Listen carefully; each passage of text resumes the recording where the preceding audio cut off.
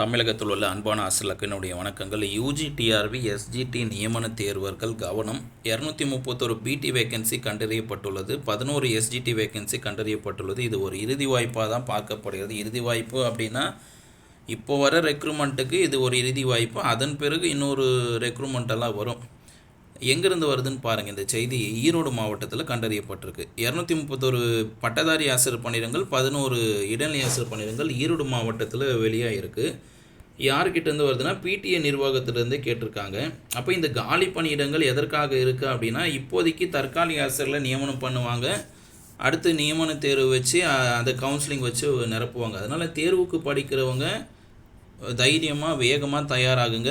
எப்போ சார் நமக்கு வேகன்சி லிஸ்டெல்லாம் வெளியாகும், போட்டித் தேர்வெல்லாம் வரும் அப்படின்னா, இது அமைச்சர் நிர்மல்குமார் அவர்கள் பிடிஐ வச்சு கணிக்கலாம். என்னென்னா, பட்ஜெட்டுக்கு பின் மின்துறையில் காலி பணிகள் நிரப்பப்படும். இந்த பர்டிகுலராக துறை சொல்கிறார் அமைச்சர் நிர்மல்குமார். என்ன சொல்கிறாருன்னா, பட்ஜெட்டுக்கு பின்பு மின்துறையில் உள்ள காலி பணியிடங்கள் நிரப்பப்படும். அப்போது ஒரு தாவிக்க ஆட்சியில் இருக்கிற அமைச்சர் ஒருத்தர் சொல்கிறாருன்னா, இதே தான் எல்லா துறைகளுக்கும், பள்ளிக்கல்வித்துறை, பொதுப்பணித்துறை, எல்லா இடத்துலையும் பார்த்தீங்கன்னா பட்ஜெட்டுக்கு பிறகு காலி பணியிடங்கள் நிரப்பப்படும்.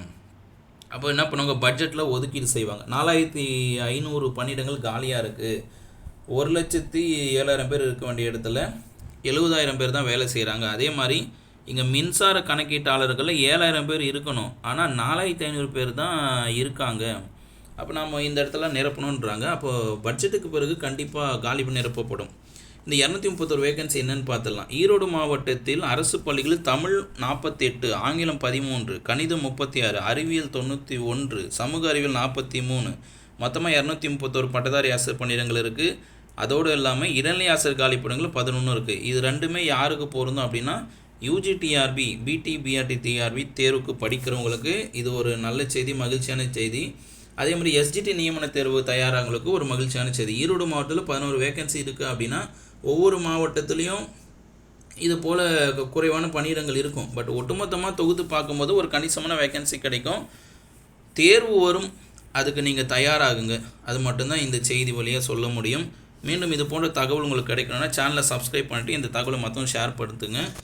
முக்கியமான விஷயம் என்னென்னா, பட்ஜெட்டுக்கு பிறகு நமக்கு UG TRP, SGT TRP notification 100% எதிர்பார்க்கலாம். இந்த பணியிடங்களுக்கு பட்ஜெட்டு ஒதுக்கினா தான் நிரப்ப முடியும் இல்லையா? அதனால் நம்ம தேர்வுக்கு தயாராகி ரிவிஷன் போட்டு நிறைய மாடல் டெஸ்ட் எழுதி தயாராக இருக்கலாம்.